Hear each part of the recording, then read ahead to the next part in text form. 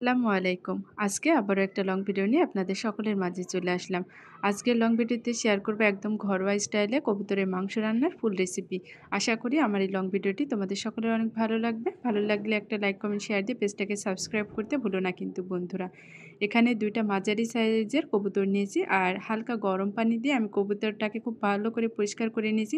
গরম পানি দিলে কিন্তু কবুতরটা খুব সুন্দরভাবে পরিষ্কার হয়ে যায়। তারপরে কেটে ধুয়ে পরিষ্কার করে নিয়েছি, সাথে আলু কেটে নিয়েছি।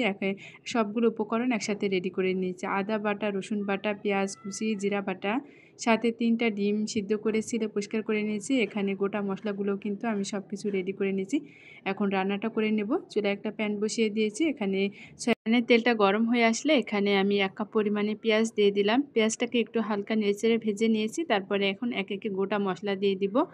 তারপরে এখানে আদা বাটা, রসুন বাটা সবকিছুই পরিমাপ করে দিয়েছি। এখন আদা রসুনটাকে খুব সুন্দর করে একটু কষিয়ে নিব। আদা রসুনের গন্ধটা চলে গেলে এখানে আমি একে একে বাকি মশলাগুলো দিয়ে দিব। প্রথমে লবণ দিলাম, স্বাদমতো মরিচ গুঁড়া, হলুদ গুঁড়া, ধনিয়া গুঁড়া সব কিছুকে সুন্দর করে নেড়েচেড়ে কিন্তু কষিয়ে নিতে হবে।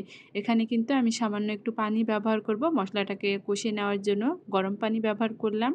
এভাবে মশলাটা কষিয়ে নেওয়ার জন্য আমার ১০ থেকে ১৫ মিনিট সময় লেগেছে। মশলাটা কষানো কতটা সুন্দর আর পারফেক্ট হয়েছে দেখে তো বুঝতে পারছো।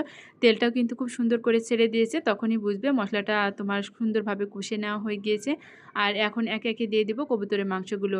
২ টা মাঝারি সাইজের কবুতর, তো মাংস খুব একটা বেশি হয়নি। তার জন্য আমি এখানে আলু ব্যবহার করব, সাথে ৩ টা ডিমও ব্যবহার করব। এখন মশলার ভিতরে মাংসটাকেও কিন্তু খুব সময় নিয়ে টাইম নিয়ে কষিয়ে নিতে হবে। আমি আলতো করে নেড়েচেড়ে খুব সুন্দর করে কষিয়ে নিব। আমার তো কবুতরের মাংস খুবই পছন্দ। তো এখন এখানে এই যে মাঝারি সাইজের আলু আমি ছোট ছোট করে টুকরো করে কেটে নিয়েছি। আলু আর কবুতরের মাংসটাকেও কিন্তু খুব সুন্দর করে কষিয়ে নিতে হবে। আর আমার বাসায় যেহেতু সবাই আলু খেতে খুবই পছন্দ করে মাংসর সাথে, সেজন্যই আমি আলু দিয়েছি। আর যেহেতু মাঝারি সাইজের ছোট ছোট ২ টা কবুতরের বাচ্চা, তাই ভাবলাম ওর সাথে যদি আলু ডিম দিই তাহলে কিন্তু অনেকটাই হবে। সবাই কিন্তু ২ বার খুব সুন্দর করে খেতে পারবে। তো আমি এখানে অন্যদিকে কিন্তু ডিম সিদ্ধ করতে বসিয়ে দিয়েছিলাম। ডিমটাকে ছিলে একটু হলুদ মাখিয়ে একটু হালকা করে ভেজে নিব। ভেজে ডিমগুলো একটু রান্না করলে আমার কাছে মনে হয় বেশি মজা হয়। আর তাওহিদ তাওসিফ তো ডিম খেতে খুবই পছন্দ করে। আমি সেজন্য ভাবলাম একটু ডিমও দিই ওর সাথে। তো ডিমটাকেও কিন্তু আমি অনবরত একটু নেড়েচেড়ে কষিয়ে নিলাম। জাস্ট ২ মিনিট কষিয়ে নিয়েছি। তারপরে এখানে আমি গরম পানি ব্যবহার করে দিলাম। তারপরে একটু হালকা নেড়েচেড়ে দিয়ে কয়েকটা চেরা কাঁচা লঙ্কা দিয়ে দিব। কাঁচা লঙ্কা দিলে কিন্তু খুব সুন্দর একটা ঘ্রাণ আসে। এই কাঁচা লঙ্কাটা দিলে কিন্তু ঝাল হবে না, কিন্তু একটা সুন্দর স্মেল আসবে। এতে করে মাংস খেতেও কিন্তু খুবই মজা হবে। তো আমি ঢাকনা দিয়ে ঢেকে দিয়েছি।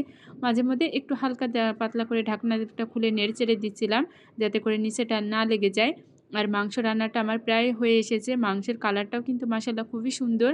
আর কবুতরের মাংস তো আমার খুবই পছন্দ। কোন কোন আপু ভাইয়েরা কবুতরের মাংস খেতে পছন্দ করেন অবশ্যই কিন্তু কমেন্ট করে জানাতে পারো আপুরা। অনেকে হয়তো পছন্দ করতে নাও পারেন, তাদেরকে আর কি বলবো। অবশ্যই একবার হলো খেয়ে দেখবেন। আমার এই তো কবুতরের মাংস রান্না শেষ হয়ে গিয়েছে। আর এই অসাধারণ স্বাদের কবুতরের মাংস গরম গরম সাদা ভাত, পোলাও অথবা পরোটার সাথেও কিন্তু পরিবেশন করতে পারেন। ফুল রেসিপিটি আপনাদের দেখিয়ে দিলাম কবুতরের মাংস রান্নার। ভিডিওটি ভালো লাগলে লাইক, কমেন্ট, শেয়ার দিতে কিন্তু ভুলো না। সবাইকে ধন্যবাদ। পরবর্তী রেসিপি পাতে অবশ্যই পেজটাকে ফলো দিও বন্ধুরা।